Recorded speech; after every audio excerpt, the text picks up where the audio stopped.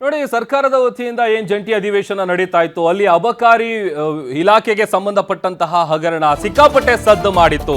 ಈಗ ಅದೇ ಅಬಕಾರಿ ಡಿಸಿ ಮತ್ತು ಎಸ್ಪಿ ಲೋಕಾಯುಕ್ತ ಟ್ರಾಪ್ ಪ್ರಕರಣಕ್ಕೆ ಸಂಬಂಧಪಟ್ಟಂತೆ ಒಂದಷ್ಟು ಅಪ್ಡೇಟ್ಗಳು ಸಿಗ್ತಾ ಇದೆ.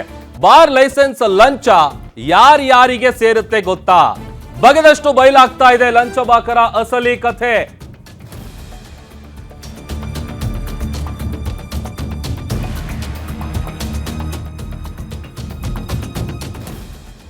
ಲೋಕಾಯುಕ್ತ ಪೊಲೀಸರ ಎಫ್ಐಆರ್ ನಲ್ಲಿ ಉಲ್ಲೇಖ ಮಾಡಲಾಗಿದೆ. ಈ CL7 ಲೈಸೆನ್ಸ್ ಕೊಡೋದಕ್ಕೆ ಲಂಚ ಕೇಳ್ತಾ ಇದ್ರಲ್ಲ, ಅದಕ್ಕೆ ಸಂಬಂಧಪಟ್ಟಂತೆ ಅಬಕಾರಿ ಡಿಸಿ ಜಗದೀಶ್ ನಾಯಕ್, ಇನ್ಸ್ಪೆಕ್ಟರು ತಮ್ಮಣ್ಣ ಇವರೆಲ್ಲರಿಗೂ ಕೂಡ ಮಾಮೂಲು ಹೋಗ್ತಾ ಇತ್ತು.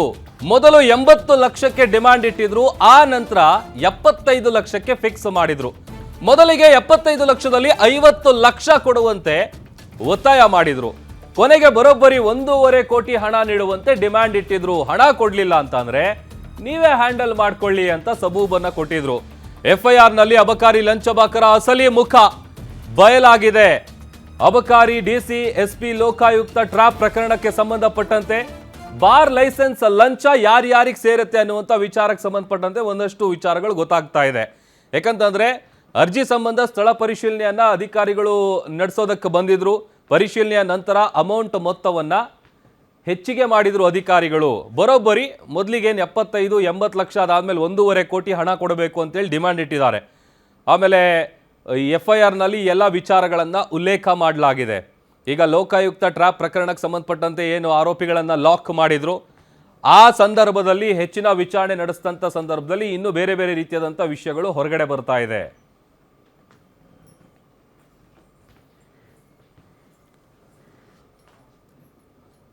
ಒಂದಷ್ಟು ಡೀಟೇಲ್ಸ್ ಕೊಡ್ತಾರೆ ನಮ್ಮ crime bureau head S K Manjunath, news desk ಇಂದ ಲೈವ್ ಜಾಯ್ನ್ ಆಗ್ತಾ ಇದ್ದಾರೆ. ಮಂಜುನಾಥ್, ಆರಂಭದಲ್ಲಿ ಇವರು CL7 ಲೈಸೆನ್ಸ್ ಮಾಡೋದಕ್ಕೆ ಪ್ರತಿಯೊಬ್ಬರಿಗೂ ಇದೇ ತರ ಡಿಮ್ಯಾಂಡ್ ಇಡ್ತಾ ಇದ್ರ ಅನ್ನುವಂಥ ಪ್ರಶ್ನೆ ಇತ್ತು. ಜೊತೆಗೆ ಈಗ ಲೋಕಾಯುಕ್ತ ಪೊಲೀಸರ ಎಫ್ಐಆರ್ ನಲ್ಲಿ ಏನೇನು ಉಲ್ಲೇಖ ಆಗಿದೆ ಡೀಟೇಲ್ಸ್ ಕೊಡ್ತಾ ಹೋಗೋದಾದ್ರೆ. ಪ್ರಭು, ಇಲ್ಲಿ ಏನು ಲಕ್ಷ್ಮೀನಾರಾಯಣ್ ಎಂಬುವರು ಒಂದು CL7 ಬಾರ್ ಲೈಸೆನ್ಸನ್ನು ಪಡೆದುಕೊಳ್ಳೋದಕ್ಕೆ, ಜೊತೆಗೆ ಮೈಕ್ರೋ ಬ್ರೈವರಿ ಒಂದು ಬಿಯರ್ ಸಪ್ಲೈ ಕೊಡ್ತಕ್ಕಂಥ ಒಂದು ಲೈಸೆನ್ಸನ್ನು ಪಡೆಯೋದಕ್ಕೆ ಅರ್ಜಿಯನ್ನು ಸಲ್ಲಿಸಿರ್ತಾರೆ. ಇದು ಕಳೆದ ವರ್ಷ ಅಂದರೆ 2025 ನವೆಂಬರ್ ತಿಂಗಳಿಂದಲೂ ಸಹ ಈ ಒಂದು ಪ್ರಕ್ರಿಯೆ ಶುರು ಆಗಿರುತ್ತೆ. ಮೊದಲಿಗೆ ಏನು ಜಗದೀಶ್ ನಾಯಕ್ ಅವರನ್ನು ಲಕ್ಷ್ಮೀನಾರಾಯಣ್ ಮತ್ತು ಅವರ ಪುತ್ರ ಭೇಟಿ ಮಾಡ್ತಾರೆ. ಭೇಟಿ ಮಾಡಿದಂಥ ಸಂದರ್ಭದಲ್ಲಿ ಸರ್ಕಾರಿ ನಿಗದಿಪಡಿಸಿರ್ತಕ್ಕಂಥ ಒಂದು ಆನ್ಲೈನ್ ಅರ್ಜಿಯ ಶುಲ್ಕ ಎಷ್ಟಿದೆ ಅವೆಲ್ಲವನ್ನು ಪಾವತಿ ಮಾಡಿ ಅಂತ ಹೇಳಿರ್ತಾರೆ. ಅದರಂತೆ 14 ಲಕ್ಷ ರೂಪಾಯಿ ಹಣವನ್ನು ಇವರು ಸರ್ಕಾರಿ ಒಂದು ಆನ್ಲೈನ್ನಲ್ಲಿ ಈ ಒಂದು ಅರ್ಜಿಯನ್ನು ಸಲ್ಲಿಸೋದಕ್ಕೆ ಪಾವತಿ ಮಾಡಬೇಕಾದಂಥ ಶುಲ್ಕವನ್ನು ಪಾವತಿ ಮಾಡಿರ್ತಾರೆ.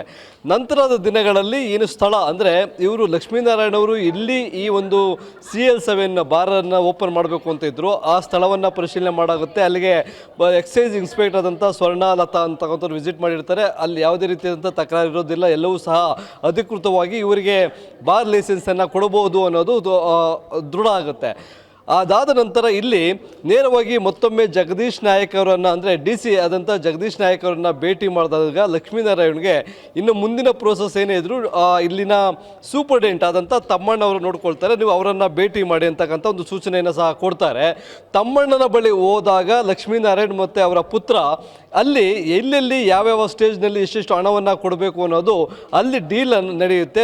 ತಮ್ಮಣ್ಣವ್ರು ಹೇಳ್ತಾರೆ, ನಿಮ್ಮ ಎಲ್ಲ ದಾಖಲೆಗಳು ಸರಿಯಾಗಿದ್ದಾವೆ, ಆದರೆ ಇಲ್ಲಿ ಪರವಾನಗಿಯನ್ನು ಕೊಡಬೇಕಾದ್ರೆ ಲಂಚದ ರೂಪದಲ್ಲಿ 1.5 ಕೋಟಿ ರೂಪಾಯಿ ಹಣವನ್ನು ಕೊಡಬೇಕಾಗುತ್ತೆ ಅಂತಕ್ಕಂಥ ಒಂದು ಡಿಮ್ಯಾಂಡನ್ನು ಇಡ್ತಾರೆ. ಇಲ್ಲಿ ಯಾವುದ್ಯಾವುದಕ್ಕೆ ಡಿಮ್ಯಾಂಡನ್ನು ಇಡ್ತಾರೆ ಅಂತಂದರೆ, ಒಂದು CL7ಗೆ 70 ಲಕ್ಷ, ಜೊತೆಗೆ ಏನು ಮೈಕ್ರೋ ಬ್ರೇವರಿ ಅಂತ ಒಂದು ಬಿಯರ್ ಸಪ್ಲೈ ಮಾಡೋದಕ್ಕೆ ಏನೋ ಒಂದು ಅವಕಾಶ ಇರುತ್ತೆ, ಲೈಸೆನ್ಸ್ ಏನಿದೆ ಅದಕ್ಕೆ 80 ಲಕ್ಷ, ಒಟ್ಟು 1.5 ಕೋಟಿ ರೂಪಾಯಿ ಹಣವನ್ನು ಇಡ್ತಾರೆ. ಅಲ್ಲಿ ಯಾರ್ಯಾರಿಗೆ ಕೊಡಬೇಕು, ಇದರಿಂದ ನೀವು ಕೊಡ್ತಕ್ಕಂಥ ಹಣ ಏನು ಅಬಕಾರಿ ಕಮಿಷನರ್ಗೆ ಹೋಗುತ್ತೆ, ಜೊತೆಗೆ ಅಬಕಾರಿ ಮಿನಿಸ್ಟ್ರಿಗೂ ಹೋಗುತ್ತೆ ಅಂತಕ್ಕಂಥ ಒಂದು ಹೇಳಿಕೆಗಳನ್ನು ಸಹ ಕೊಟ್ಟಿರ್ತಾನೆ. ಅದನ್ನು ಇಲ್ಲಿ ಲಕ್ಷ್ಮೀನಾರಾಯಣ್ ಅವರು ತಮ್ಮ ಬಳಿ ಇದ್ದಂಥ ಒಂದು ಡಿವೈಸಲ್ಲಿ ರೆಕಾರ್ಡ್ ಮಾಡಿ ಇಟ್ಕೊತಾರೆ. ಯಾಕೆ ಅಂತಂದರೆ ಇಲ್ಲಿ ಮೊದಲಿಂದಲೂ ಅಷ್ಟೇ ಒಂದು ಬಾರ್ ಲೈಸೆನ್ಸನ್ನು ಪಡೆದುಕೊಳ್ಬೇಕಾದ್ರೆ ಕೋಟಿ ಹಣವನ್ನು ಕೊಡಬೇಕು ಅಂತಕ್ಕಂಥ ಮಾತುಗಳು ಕೇಳಿ ಬರ್ತಾ ಇತ್ತು. ಆದರೆ ಇವರು ಬಾರ್ ಲೈಸೆನ್ಸನ್ನು ತೆಗೆದುಕೊಳ್ಬೇಕು ಅಂತಲೇ ಹೋಗಿದ್ರು. ಅಲ್ಲಿ ಇವರ ಲಂಚದ ಒಂದು ಡಿಮ್ಯಾಂಡನ್ನು ನೋಡಿ ಅವರಿಗೆ ಬೇಸರ ಆಗುತ್ತೆ. ಹೀಗಾಗಿ ಲೋಕಾಯುಕ್ತ ಅಧಿಕಾರಿಗಳಿಗೆ ಒಂದು ದೂರನ್ನು ಸಲ್ಲಿಸ್ತಾರೆ. ತಮ್ಮ ತಮ್ಮ ಬಳಿ ಏನು ಇವರು ಸೂಪರಿಂಟೆಂಡೆಂಟ್ ತಮ್ಮಣ್ಣ ಇರ್ಬೋದು, ಜೊತೆಗೆ ಡಿ ಸಿ ಆದಂಥ ಜಗದೀಶ್ ನಾಯಕ್ ಅವರು ಇರ್ಬೋದು, ಇವರೆಲ್ಲ ಯಾವ ರೀತಿಯಾಗಿ ಹಣವನ್ನು ಡಿಮ್ಯಾಂಡ್ ಮಾಡ್ತಾರೆ, ಯಾರ್ಯಾರಿಗೆ ಕೊಡಬೇಕು ಅಂತ ಹೇಳಿರ್ತಾರೆ, ಇವೆಲ್ಲವೂ ಸಹ ರೆಕಾರ್ಡ್ ಆಗಿರುತ್ತೆ. ಆ ರೆಕಾರ್ಡ್ನ ತೆಗೆದುಕೊಂಡೋಗಿ ಲೋಕಾಯುಕ್ತವರಿಗೆ ಪೊಲೀಸ್ ದೂರನ್ನು ಕೊಟ್ಟಾಗ ಅವರು ಟ್ರ್ಯಾಪ್ ಮಾಡ್ತಕ್ಕಂಥದ್ದು. ಈಗ ವಿಚಾರಣಾ ಸಂದರ್ಭದಲ್ಲಿ ಇದೇ ರೀತಿಯಾಗಿ ಕಳೆದ 2 ವರ್ಷಗಳಿಂದ ಇವರು ಅಧಿಕಾರವನ್ನು ಸ್ವೀಕರಿಸಿದ ಹಿಂದೆಲ್ಲೂ ಸಹ ಮಿನಿಸ್ಟರ್ ಅವರು ಇವರಿಂದ ನಮಗೆ ಇಷ್ಟೊಂದು ಹಣವನ್ನು ತಿಂಗಳ ಮಾಮೂಲಿಯಾಗಿ ಕೊಡಬೇಕು ಅಂತಕ್ಕಂಥ ಒಂದು ಡಿಮ್ಯಾಂಡನ್ನು ಫಿಕ್ಸ್ ಮಾಡಿದ್ದಾರೆ. ಹೀಗಾಗಿ ಯಾರು ಹೊಸದಾಗಿ ಬಾರ್ ಲೈಸೆನ್ಸ್ಗಳನ್ನು ಪಡೆಯೋದಕ್ಕೆ ಅರ್ಜಿಗಳನ್ನು ಸಲ್ಲಿಸ್ತಾರೆ ಅವರ ಬಳಿಯೂ ಸಹ ಇದೇ ರೀತಿಯಾಗಿ ಲಂಚವನ್ನು ಪಡೆದಿದ್ದಾರೆ ಅಂತಕ್ಕಂಥದ್ದು ಲೋಕಾಯುಕ್ತ ಪೊಲೀಸರ ಪ್ರಾಥಮಿಕ ತನಿಖೆ ವೇಳೆ ಬೆಳಕಿಗೆ ಬಂದಿದೆ. ಆದರೆ ಅದಕ್ಕೆ ಸಂಬಂಧಪಟ್ಟಂತೆ ಈ ಹಿಂದೆ ಲೈಸೆನ್ಸ್ ಪಡೆದವರು ಯಾರೂ ಸಹ ಇಲ್ಲಿವರೆಗೂ ದೂರನ್ನು ಕೊಟ್ಟಿಲ್ಲ. ಯಾಕೆ ಅಂತಂದರೆ ಅವರಿಗೆ ಲೈಸೆನ್ಸ್ ಸಿಕ್ಕಿದೆ, ಈಗ ದೂರು ಅದಂತಂದು ಹೋದರೆ ಮುಂದೆ ನಾವು ಪಡೆದಿರ್ತಕ್ಕಂಥ ಲೈಸೆನ್ಸ್ಗೆ ತೊಂದರೆ ಆಗ್ಬೋದು ಅನ್ನೋ ಕಾರಣಕ್ಕಾಗಿ ಯಾರು ದೂರನ್ನು ಕೊಟ್ಟಿಲ್ಲ. ಈ ಸಂಬಂಧಪಟ್ಟಂತೆ ತನಿಖೆಯನ್ನು ಸಹ ಮುಂದುವರಿಸಿದ್ದಾರೆ. ಪ್ರಭು, ಓಕೆ, ಥ್ಯಾಂಕ್ ಯು ಮಂಜುನಾಥ್ ನಿಮ್ಮೆಲ್ಲ ಡೀಟೇಲ್ಸ್ಗಾಗಿ.